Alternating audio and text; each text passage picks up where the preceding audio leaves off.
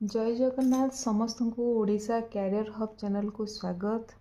जो माने आम चैनल सहित नुआ करी जोड़ी होती जल्दी जल्दी सब्सक्राइब कर दिंतु जहाँफल नुआ नुआ जॉब रो अपडेट आपण पाखरे जल्दी पहुँची पारिबो।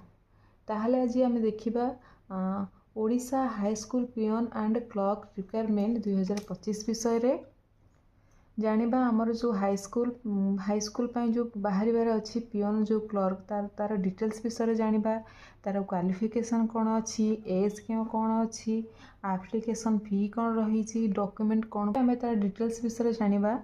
आमर जो Odisha high school peon and clerk requirement किए करुच्ची तार ऑर्गेनाइजेशन होउछि आमर school and mass education school गणशिक्षा विभाग क्यों प्रकार जॉब एटा परमानेंट ना कॉन्ट्रैक्चुअल एटा हमर परमानेंट जॉब। टोटल पोस्ट केते बाहरी हमर ऑफिशियल नोटिफिकेशन हिची केते बाहरिबो 11,050 टी पोस्ट बाहरिबो।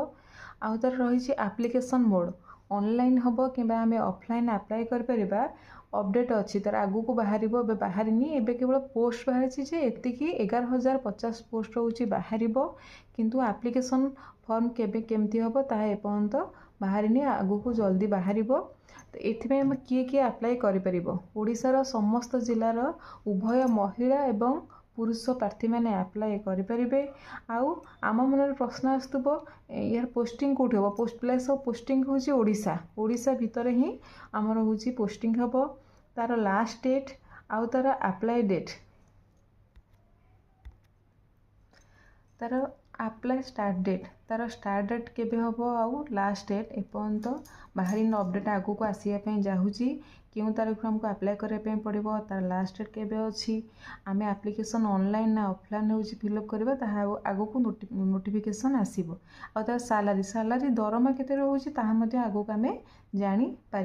एवं आम जाना क्वालिफिकेशन आमर हाई स्कूल पियन क्वालिफिकेशन कौन रोचे आमर रोचे 10th पास जी 10th पास करछंती सी अप्लाई करें जे +2 पास करछंती सी अप्लाई करें जे +3 पास करछंती सी अप्लाई करें। यार मिनिमम क्वालिफिकेशन रोचे 10th पास।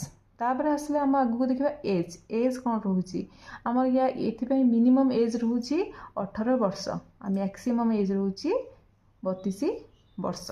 आमर ये भी एज रिलैक्सेशन अच्छी जमीती ओबीसी मानक 3 वर्ष रिलैक्सेशन अच्छी PWD STSC मानक 5 ईयर एज रिलैक्सेशन अच्छी एक्स सर्विस मैन मान 5 वर्ष भी एज रिलैक्सेशन अच्छी।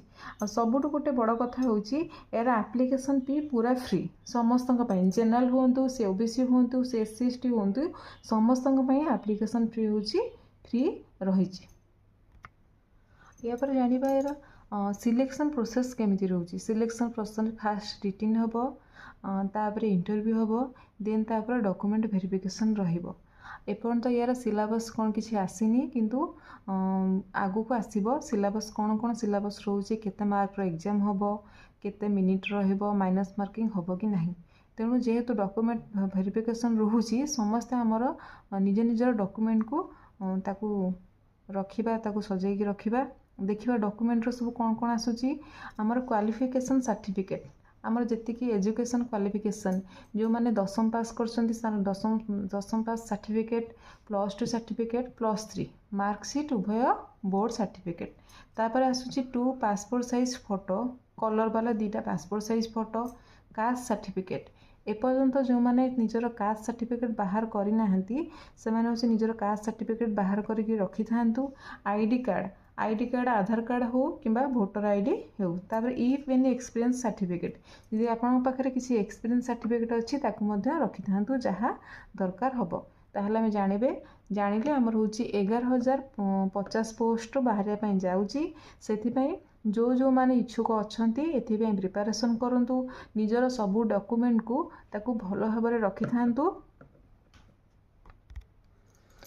बहुत जल्दी यार हूँ नोटिफिकेशन आसीजिबो केबे बाहरिबो लास्ट डेट केबे तार स्टार्टिंग डेट केबे तेणु समस्ते प्रिपेयर होइकि थांतु आउ आमे मध्ये आपनको ए विषय जणैदेबु सेथिपई समस्ते आम चैनल को जल्दी जल्दी सब्सक्राइब कर दियंतु जहा द्वारा आपनको पाखरे समस्त जॉब रो नोटिफिकेशन पहुँची पारिबो।